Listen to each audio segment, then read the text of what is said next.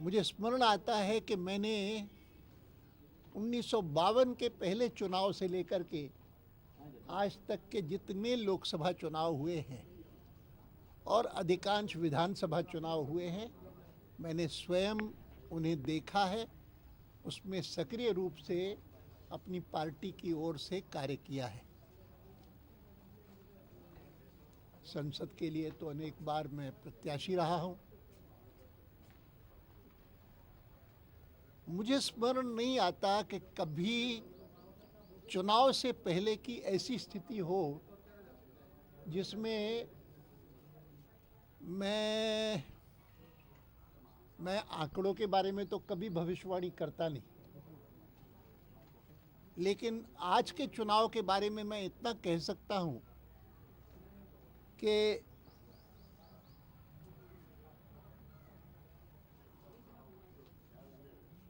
जो दो प्रमुख पार्टियां भारत में राष्ट्रीय चुनाव लड़ती हैं,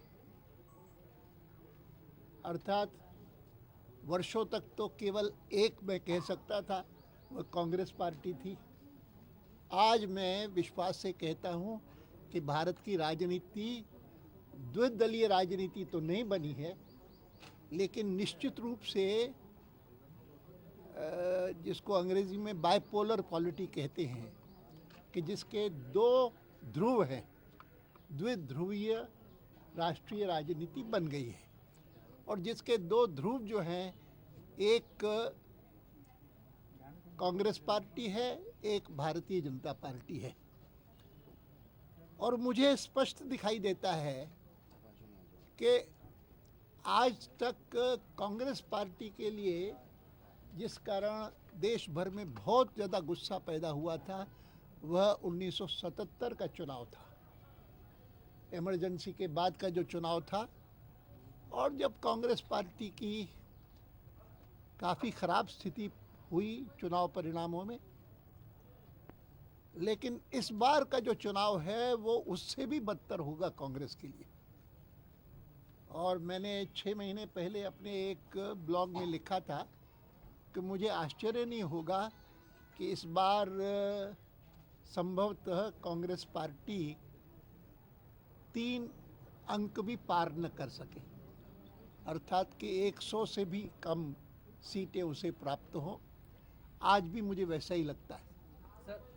वहाँ नहीं, मैं प्रेस कॉन्फ्रेंस नहीं कर रहा हूँ, मैं एक टिप्पणी राजनीतिक स्थिति के बारे में कर रहा हूँ, खास करके आने वाले चुनाव के बारे में कर रहा हूँ। उसमें मैं मानता हूँ, ये भी मानता हूँ, जैसे मैंने कांग्रेस पार्टी के बारे में कहा, वैसे मैं ये भी मानता हूँ कि आज तक भारतीय जनता पार्टी को अपने बलबूते पर अधिक से अधिक सीटें प्राप्त हुई तो 182 हुई है। हमने चुनाव के बाद बाकी पार्टियों से मिलकर के उसके बाद सरकार बनाई, और सरकार बनाई वो एक वोट से रह गई एक बार, तो फिर से चुनाव हुआ। लेकिन कुल मिलाकर के 2 टर्म भारतीय जनता पार्टी के नेतृत्व में केंद्र में सरकार रही, और कुल मिलाकर के 6 साल श्री वाजपेयी जी ने बहुत उत्तम रूप से देश का संचालन किया, और उसकी कई उपलब्धियां मैं गिना सकता हूं।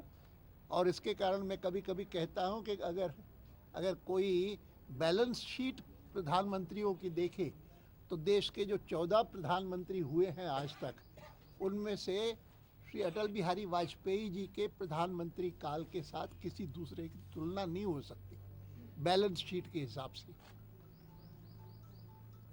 और आज मैं कह सकता हूं कि पहली बार ऐसी स्थिति पैदा हुई है कि जिसके कारण मैं कह सकता हूं कि आंकड़ों की दृष्टि से भारतीय जनता पार्टी को इस बार निश्चित रूप से हाईएस्ट नंबर ऑफ सीट्स मिलेंगी अपने सारे रिकॉर्ड में। अब वो हाईएस्ट कितनी होंगी ये तो जनता के ऊपर निर्भर है, लेकिन बहुत ही आशावादी बन करके हम लोग मैदान में उतर रहे हैं। और विश्वास करता हूं कि जो भी सरकार बनाने में हम समर्थ होंगे वह सरकार भी जहाँ तक ट्रैक रिकॉर्ड है, अब तक के ट्रैक रिकॉर्ड से भी ज़्यादा देश की सेवा कर सकेगी। आडवाणी जी, व्यक्ति है, क्या आप दोबारा से वापस वहां से ही इलेक्शन लड़ोगे, क्योंकि फर्स्ट जो सूची है वो जारी हो चुकी है, आपका क्या? हाँ, तो उसमें फर्स्ट सूची आप देखी होगी किस किस के नाम आए हैं। उसमें मेरा नाम उसमें नहीं है, लेकिन मैं आज भी यहाँ पर आया हूँ, गांधीनगर के ही आपसे सबसे मिल रहा हूँ। एक गांधीनगर की विजिलेंस कमेटी है, उस कमेटी की मीटिंग के लिए आया हूँ, तो मेरी दिलचस्पी तो स्पष्ट है, बाकी तो निर्णय पार्टी करती है। सर, अगर वाराणसी की बात की जाए, मुरलीधर जोशी ने अपनी इच्छा जताई कि वहीं से लड़ेंगे। दूसरी ओर से आपके ही पक्ष से बात आ रही है कि नरेंद्र मोदी वहां से चुनाव लड़ने मुझे कोई दूसरी टिप्पणी नहीं करनी। मैं गांधीनगर पर बोल रहा हूं और मैंने आपको जो कुछ आपके लिए न्यूज़ वर्दी हो सकता था वो दे दिया। सर, गांधीनगर के सांसद के तौर पर आपने जो 5 साल करे हैं, किस तरह से देख रहे हैं आप उसको? मुझे खुशी है बहुत। मुझे तो शुरू से लेकर के आपको जानकारी शायद नहीं होगी, लेकिन मेरे परिवार ने, मेरे पिताजी ने जब विभाजन के बाद 1947 में कहीं दूसरे स्थान पर जाने का सोचा था तो गुजरात ही सोचा था, और उसमें भी विशेष रूप से कच्छ सोचा था। और मैं शायद अगर वो रिजर्व सीट ना होती तो मैं शायद वहीं से लड़ता चुनाव। आज मैं इसके अतिरिक्त मुझे कुछ एलजेपी के साथ आपका गठबंधन हुआ है, और मुझे देखिए, एलजेपी के जो सब गठबंधन हुए हैं, ऐसे बहुत सारे गठबंधन हो रहे हैं, लेकिन वो सब इस उद्देश्य से हैं कि आखिर तो वो एलजेपी कल एनडीए में थी, और एनडीए से अलग हो गई, लेकिन आज वापस आई तो अच्छी बात है। सर, अभी कौन से काम बाकी है गांधीनगर के सांसद के तौर पे? अभी माफी मांगने की बात कर रहे हैं। देखिए, मुझे कुछ नहीं कहना। अच्छा, ओके।